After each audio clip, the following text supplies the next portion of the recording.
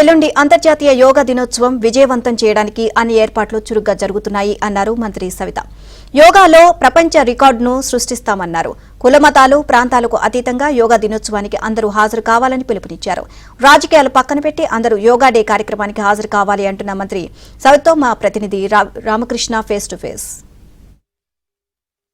RK beach లోని ఈ రోజు యోగా వాక్ జరిగింది. అనంతరం కూడాను యోగా సన్నాహ కార్యక్రమం జరిగింది. ఈ కార్యక్రమంలోని మంత్రి సవిత పాల్గొన్నారు. మంత్రి సమాచారం మేడం అడిగిస్తుంది. మేడం, ఈ యోగా ఈ రోజు కార్యక్రమం చూస్తుంటే ఏమనిపిస్తుంది? తర్వాత ఈ నెల 21వ తారీఖున అంతర్జాతీయ యోగా దినోత్సవం ఒక రికార్డ్ గా సృష్టించాలనుకుంటున్నారు కదా? రికార్డ్ సృష్టించేసామండి ఆల్రెడీ. ఎందుకంటే ట్రయల్ రన్ కావచ్చు, మరి ఒక నెల రోజుల నుంచి చంద్రబాబు నాయుడు గారు ఏదైతే నరేంద్ర మోడీ గారిని పిలిచారో, మరి 1 మంత్ నుంచి గ్రామీణ స్థాయి నుంచి ప్రతి ఒక్కరూ ఆరోగ్యంగా ఉండాలని కోరుకునే వ్యక్తులు ప్రధానమంత్రి గారు, మరి చంద్రబాబు నాయుడు గారు. మరి గ్రామీణ స్థాయి నుంచి ఈరోజు మొత్తం ఆంధ్రప్రదేశ్ అంతా యోగా విలువ, యోగా చేయడం వల్ల ఏ విధంగా మనం ఆరోగ్యంగా ఉంటాం, ఒక పక్క సంక్షేమం అభివృద్ధే కాదు ప్రజలు కూడా ఆరోగ్యంగా ఉండాలని కోరుకునే ముఖ్యమంత్రి చంద్రబాబు నాయుడు గారు. ముఖ్యంగా చంద్రబాబు నాయుడు గారికి, మరి మన పిఎం గారికి యోగా విలువ తెలుసు. యోగా చేస్తే ఏ విధంగా మనం ఉండగలము, ఏ ప్రెజర్స్ అయినా తట్టుకోగలము, ఏ టైంలో ఏ డెసిషన్ తీసుకోవాలి, సొసైటీకి ఏ విధంగా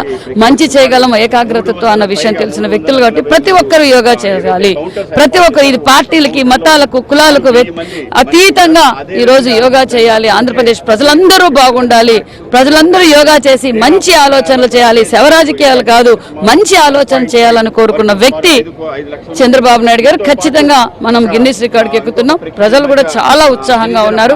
మరి నేను తెలియజేసేది ఒకటే, పార్టీలు పక్కన పెట్టి యోగా మీద కాన్సన్ట్రేట్ చేయండి, అప్పుడన్నా కొన్ని మంచి నిర్ణయాలు తీసుకుంటారన్న విషయం కూడా తెలియజేస్తారు. ఇంకోటి, యోగా అనగానే అంటే నెల రోజులు బట్టి మీరు యోగాంధ్ర కార్యక్రమాలను మొత్తం రాష్ట్ర వ్యాప్తంగా కూడా చేస్తున్నారు.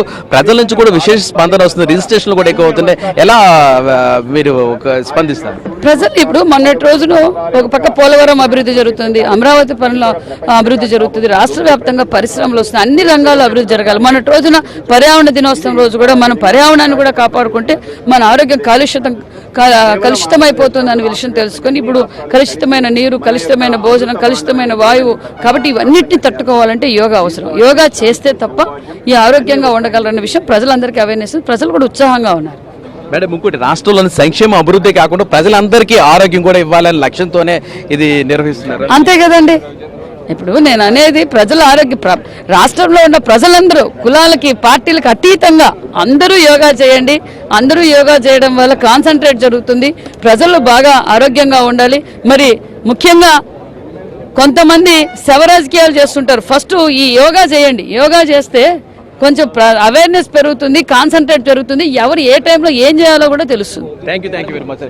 మేడం, ఇది మొత్తం మీద పరిస్థితి. యోగాంధ్ర కార్యక్రమం చాలా విజయవంతం కొనసాగుతుందండి. ఈ నెల 21వ తారీఖున అంతర్జాతీయ యోగా దినోత్సవం ఒక రికార్డు సృష్టిస్తుందని మంత్రి చెప్తున్నారు. Video journalist